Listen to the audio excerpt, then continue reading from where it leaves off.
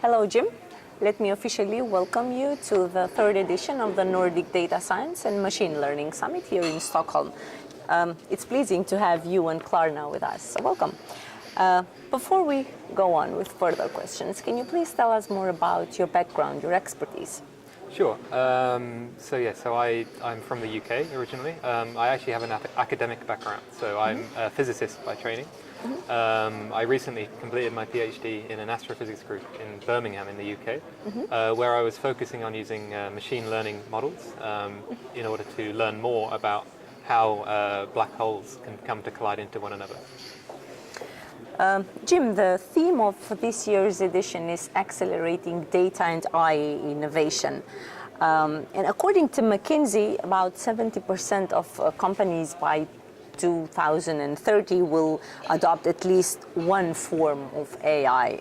On the other hand, good AI comes from good data. This is like a hypothesis that we ask the speakers. Do you agree with this? Yeah, absolutely. I mean, data is the cornerstone of any good model. That being said, trying to gather good data can be quite difficult, especially in the context of the work that we're doing. If I could take a specific example, yes, sure.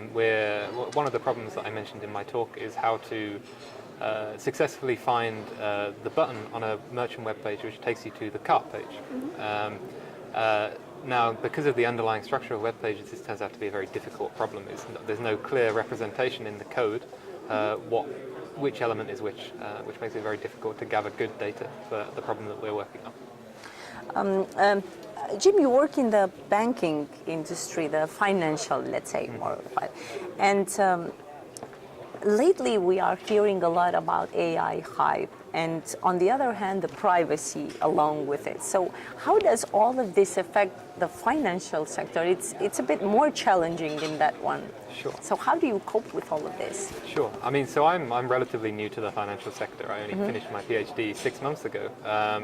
I know that Klarna cares very deeply about all of these privacy and ethics concerns, and there's people who think very hard about this stuff at Klarna. I'm in the fortunate position myself of not having to work with any private or personal data. We're just simply working on building this AI to navigate the web. So it's a very interesting and very important topic, but fortunately not one that I have to think about day to day. Okay. Back to your presentation, Jim. You presented on combining online and offline learning for automating web interactions. So extracting this from your presentation, could you tell us more about the challenges of web automation and web page feature extraction and modeling? Sure. So one of the greatest challenges we face in dealing with the merchant web and the web in general is the kind of diverse sets of data that we have available to us. Okay. The web is constructed of, so we have the code underlying the web, the HTML, which is kind of like the textual representation that the computer interprets to decide how to populate a page and how to arrange content on the page.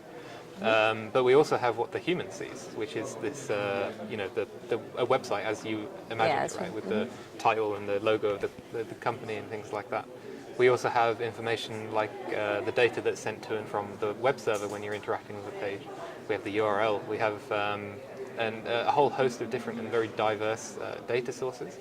And one of the greatest challenges we face is trying to marry all of these different data sources, these very diverse and different data sources together in order to make predictions and do machine learning.